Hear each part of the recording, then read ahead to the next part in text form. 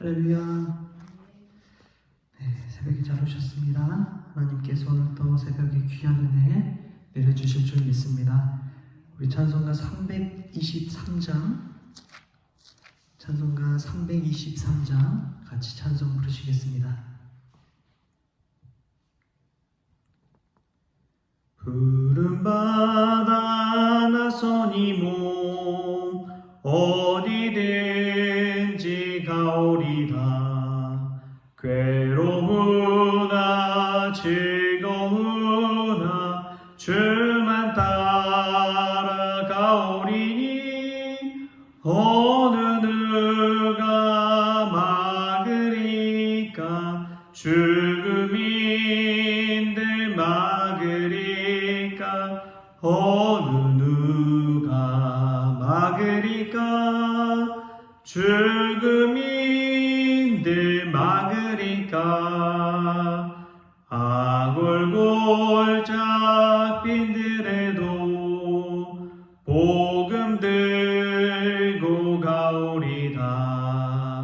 소돔 같은 거리에도 사랑 안고 찾아가서 종의 몸에 지닌 것도 아낌없이 드리리다. 종의 몸에 지닌 것도 아낌없이 드리리다. 존귀 영광 모든 권세 주님 홀로 받으소서. 멸시천대 십자가는 제가 지고 가오리다. 이름 없이 빛도 없이 감사하며 섬기리다. 이름 없이 빛도 없이 감사하며 섬기리다.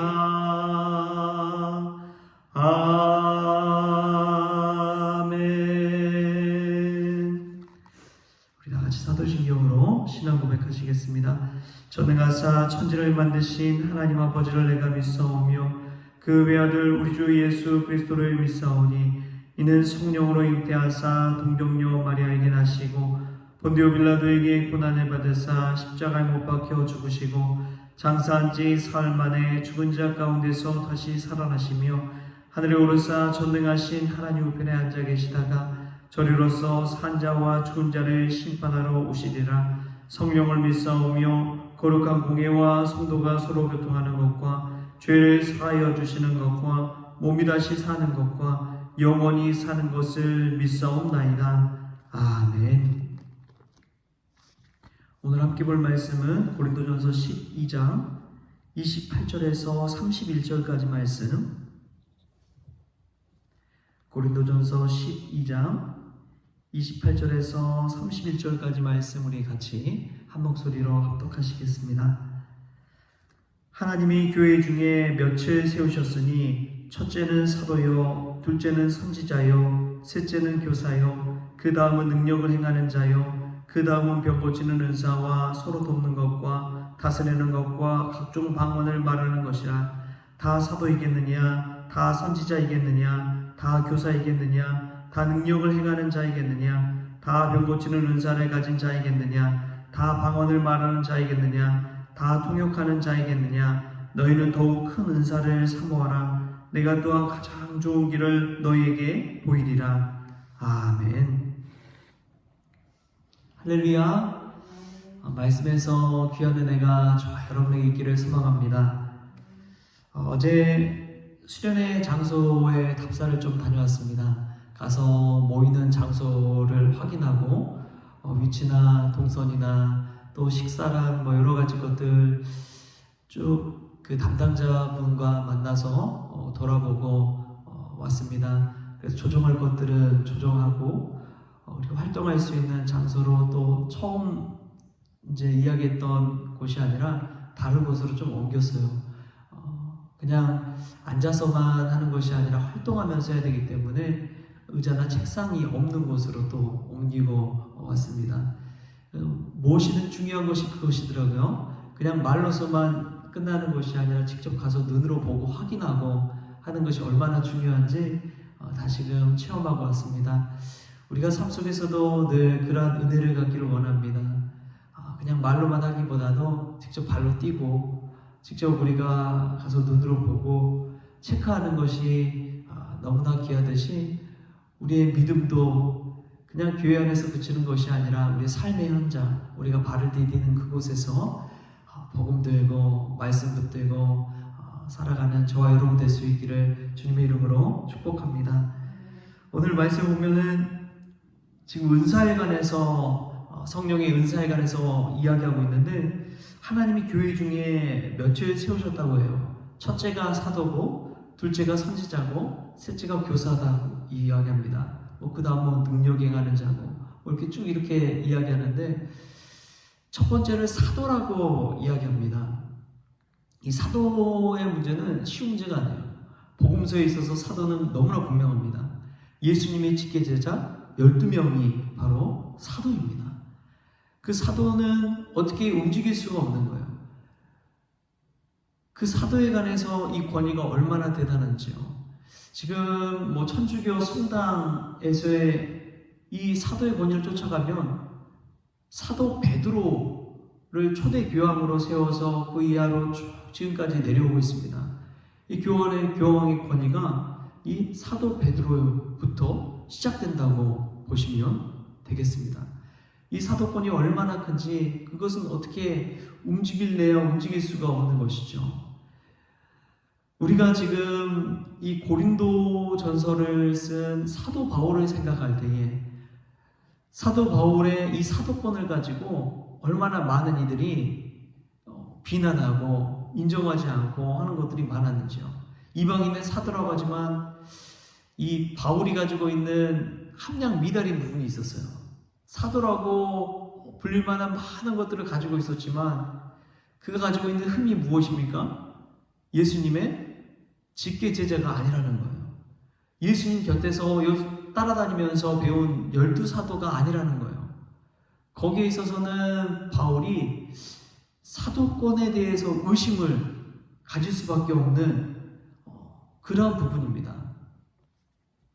매번 말씀을 전하고 교회를 세워가지만 이 사도권이 문제가 되니까 사도 바울이 고린도후서에 보면은 이런 이야기를 해요. 고린도후서 11장 5절에 보면 이렇게 이야기합니다. 나는 지극히 크다는 사도들보다 부족한 것이 조금도 없는 줄을 생각하노라. 하도 사도권에 대해서 바울은 사도가 아니다. 사도일 수가 없다.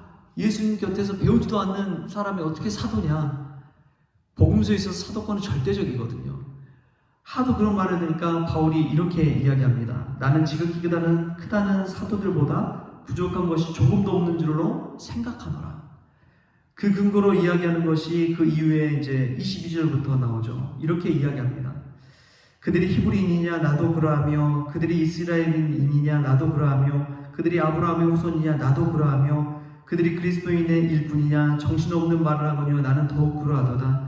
내가 수고를 넘치도록 하고 옥에 갇히기도 하고 더 많이 하고 매도 수없이 맞고 여러 번 죽을 뻔하였으니 유대인들에게 40에서 하나 감한매를 5번 맞았으며 3번 태장으로 맞고 1번 돌로 맞고 3번 파손하고 일주일을 깊은 바다에서 지냈으며 여러 번 여행하면서 강의 위험과 강도의 위험과 동족의 위험과 이방인의 위험과 신의 위험과 광야의 위험과 바다의 위험과 거짓 형제 중의 위험을 당하며 또 수고하며 애쓰고 여러 번 자지 못하고 줄이며 목마르고 여러 번 굶고 춥고 헐벗었노라. 사도 바울이 왜 자신을 사도로 항명하느냐? 다른 사도들보다 훨씬 많은 수고를 행했다는 것을 본인도 알고 있어요. 근데 자신 자랑할 것은 약한 것을 도리어 자랑한다 라고 이야기합니다. 사도라는 것은 아포스톨로스라고 그렇게 명명을 하는데 그것은 보냄을 받은 자라는 뜻입니다. 보냄을 받은 자. 예수 그리스도로부터 보냄을 받은 자, 부활하신 주님으로부터 보냄을 받은 자.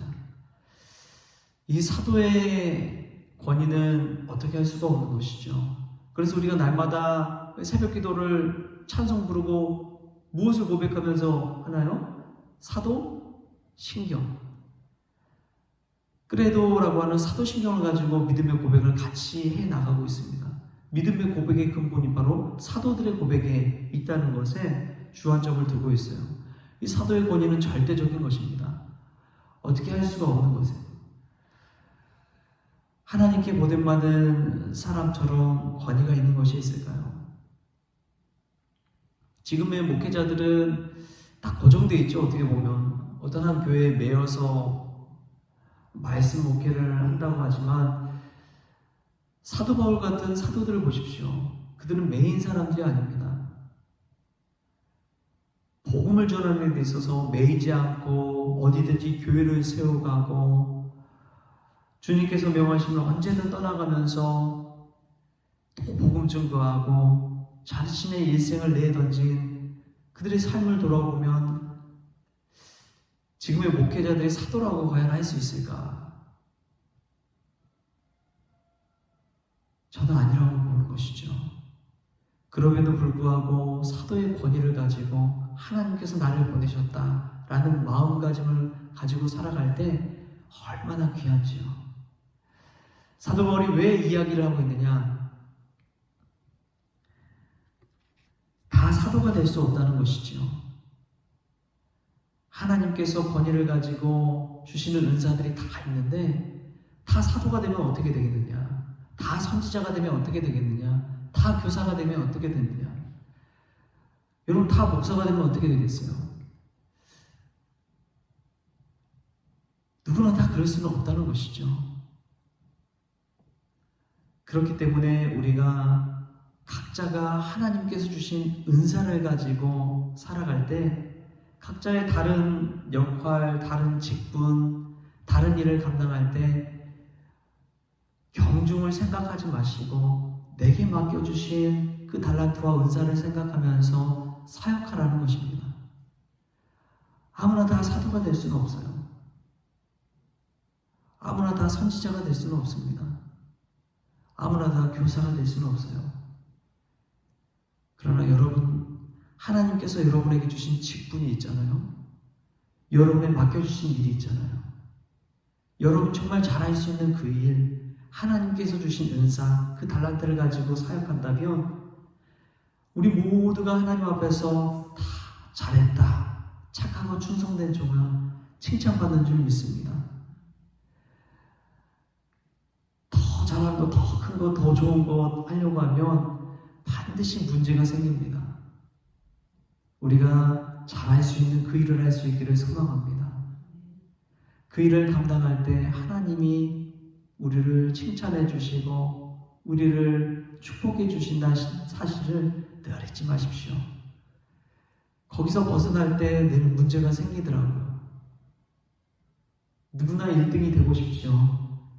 누구나 1등이 되려고 할 때 누군가는 엄청난 상처를 받으면서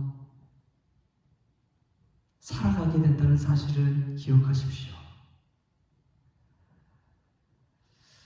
이 말씀 묵상하면서 저는 그런 생각이 들어요. 사실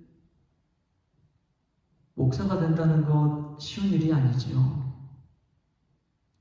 다 능력 있고 은사 있고 그래서 목사가 되는 건 아닙니다.